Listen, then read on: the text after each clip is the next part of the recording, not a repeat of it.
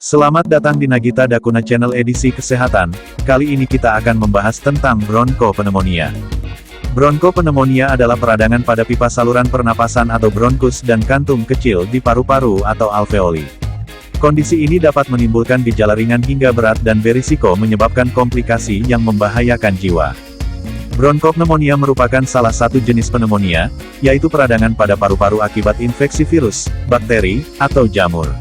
Sama dengan jenis pneumonia lain, bronkopneumonia juga menimbulkan gejala sulit bernapas karena penyempitan pada saluran pernapasan. Bronkopneumonia adalah jenis pneumonia yang paling sering dialami oleh anak-anak, terutama pada anak usia di bawah 2 tahun. Kondisi ini juga menjadi penyebab utama kematian pada anak usia di bawah 5 tahun. Penyebab bronkopneumonia. Bronkopneumonia umumnya disebabkan oleh infeksi bakteri.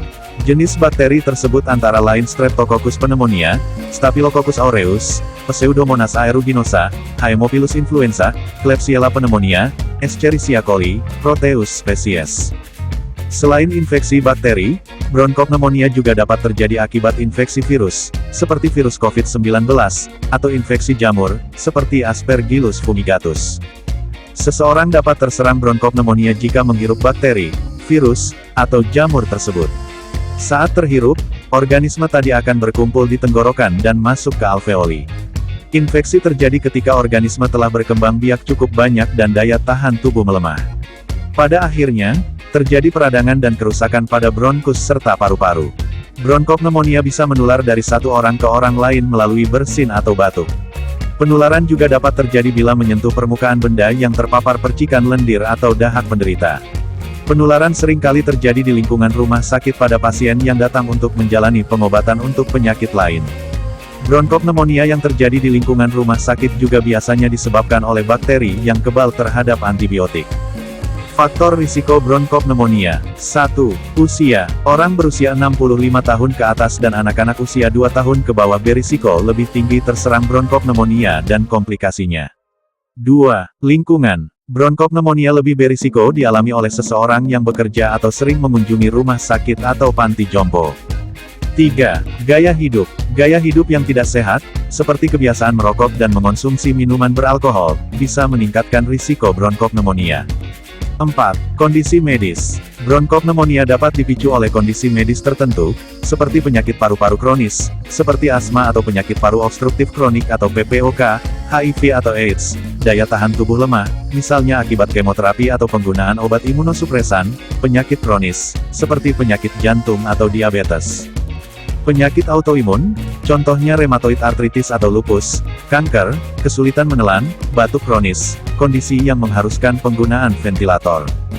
Gejala bronkopneumonia yaitu demam, batuk berdahak, sesak napas, nyeri dada, mudah berkeringat, menggigil, sakit kepala, nyeri otot, kelelahan, linglung, terutama pada lansia. Gejala-gejala tersebut akan lebih parah pada orang yang memiliki daya tahan tubuh lemah atau menderita kondisi medis lain. Sementara pada bayi dan anak-anak, gejalanya dapat berbeda-beda, antara lain rewel, demam, hidung tersumbat, sulit tidur, tidak nafsu makan atau minum, nadi teraba cepat, bibir membiru, dada tampak cekung ke dalam saat bernapas, napas berbunyi atau mengi. Kapan harus ke dokter? Segera lakukan pemeriksaan ke dokter jika Anda atau anak Anda mengalami gejala di atas, terutama bila disertai keluhan berikut ini seperti demam hingga 39 derajat Celcius atau lebih, sesak napas, nyeri dada, batuk terus-menerus, terutama bila batuk dengan dahak berwarna kuning kehijauan. Pemeriksaan ke dokter sangat dianjurkan bagi Anda yang mengalami gejala pneumonia dan memiliki kondisi berikut seperti berusia lebih dari 65 tahun atau kurang dari 2 tahun, memiliki daya tahan tubuh lemah atau menderita kondisi medis lain, seperti gagal jantung atau penyakit paru kronis, sedang menjalani kemoterapi atau mengonsumsi obat imunosupresan. Diagnosis bronkopneumonia. Dokter akan menanyakan gejala yang dialami pasien, dilanjutkan dengan pemeriksaan fisik, yaitu dengan menggunakan stetoskop untuk mendeteksi mengi atau suara lain yang menandakan gangguan pernapasan. Dokter juga akan memeriksa bagian dada pasien yang suara napasnya sulit terdengar. Hal tersebut bisa menandakan infeksi atau cairan di paru-paru.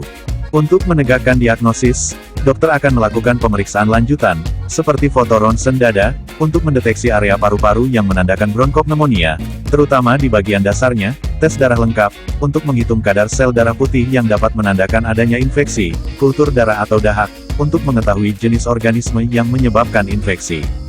Pemindaian dengan CT scan, untuk melihat kondisi jaringan paru-paru secara lebih detail, bronkoskopi, untuk melihat dengan lebih jelas saluran pernapasan serta mengambil sampel jaringan paru-paru untuk diteliti, oksimetri nadi, untuk mengukur kadar oksigen dalam darah. Pengobatan bronkopneumonia. Bronkopneumonia ringan umumnya dapat ditangani di rumah dengan memenuhi kebutuhan cairan, beristirahat yang cukup, dan mengonsumsi obat-obatan untuk meredakan gejala. Kondisi ini biasanya akan sembuh dengan sendirinya dalam 2 minggu. Pada bronkopneumonia akibat infeksi bakteri, pengobatannya adalah dengan antibiotik seperti amoksisilin. Pasien biasanya akan membaik dalam 3-5 hari. Perlu diingat bahwa antibiotik harus dikonsumsi sampai habis sesuai dengan anjuran dokter. Hal ini untuk mencegah kekambuhan dan memastikan infeksi telah sembuh. Sementara pada bronkopneumonia yang disebabkan oleh infeksi virus, dokter akan memberikan obat antivirus. Obat ini berfungsi untuk mengurangi lama infeksi dan mencegah gejala bertambah parah.